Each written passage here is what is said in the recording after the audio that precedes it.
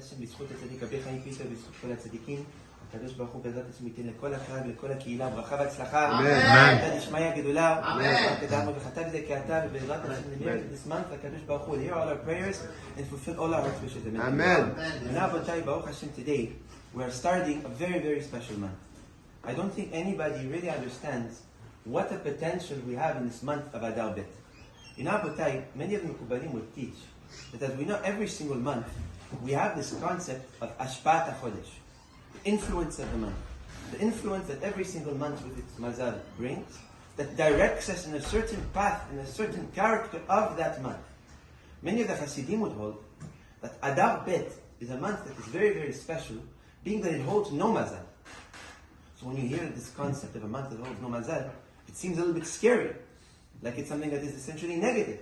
But really, Bnei Israel, in their essence, our bracha comes from the fact that we don't necessarily have a boundment to the mazal. In what sense? So the Zohar says, what is the mazal? Mazal is all the greater forces that exist around our world, influencing our world, influencing us to walk in that path of the character of that month. Mekubalim would hold that the month of Adar Bet is a month that, because it's above the calendar of the year, there is no mazal that influences us right or left. In simple words and in simple terms, we learn that this month is a month that we have complete freedom to walk in any path we would like to walk with. We know that in life we hold this virtue and this gift of freedom of will. But even with this freedom of will, there are still influences that pull us right or left. And regardless of those influences, the choices that we make still fall under the category of the freedom of our choices. This month, we have the ability of having the utmost complete freedom of choice. Nothing is influencing us. Nothing is pulling us right, nothing is pulling us left. That is why the tzaddikim like the Bnei Sachar says that in the Adar Bet, and especially Rosh Chodesh of Adar Bet, it's a time of tefillot, it's a time of reflection, it's a time of a person sitting down and thinking what he wants from himself. Because in this month, whatever path you will pull yourself to walk in, you will have the freedom of choice to pull in that direction, and nothing will influence you right or influence you left.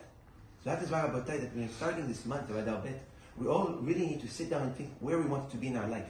If there was ever a time where we could take a new direction, a new path, and walk and have nothing pull us right or left, it's now. So really, Rabbi, that when we're entering this month, we need to take it advantage. With tefillot, with ribui Torah, with ribui of inspiration, of growth, with ribui of understanding that we have the ability to reach any place we want to. It's just a matter of needing to understand that we are capable. And if we want to take a better path, a more ambitious path, a path of bracha, a path where we want to exceed our capabilities and exceed what we are able to till now, this is the month to do it. It's even said in Yerushalmi that the year where the miracle of Purim happened was the Shana Me'uberet. It was a year that there was 2 Adars. And what Haman was truly trying to prevent was that Bnei Israel don't reach to Adar Bet. Because if Bnei Israel was to reach to Adar Bet, they would be free. They would have the koach to pull themselves any way that they want to. They would be complete creators of themselves, with nothing guiding them right or left. That's what Haman feared the most. So when we are entering this month, we have to understand that we choose our fate. And because we choose our fate, we have the ability to make good choices. We have the ability to make big changes, and nothing will stop us. We even say, Abotai, that this year is a year as we know it, that is above the time. We know that the 13th month is not a month that sits within the calendars of how we understand time.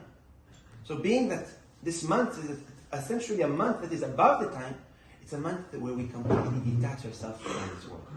So we want really, Rabbi, everybody, now that we are beginning this month of Adar Bet, to sit down to reflect on what changes we want to make, and Be'ezrat Hashem we'll have that tzlacha and the bracha, to make those changes, and Be'ezrat Hashem to walk in the path which we choose in, and we'll have great bracha and tzlacha. Amen.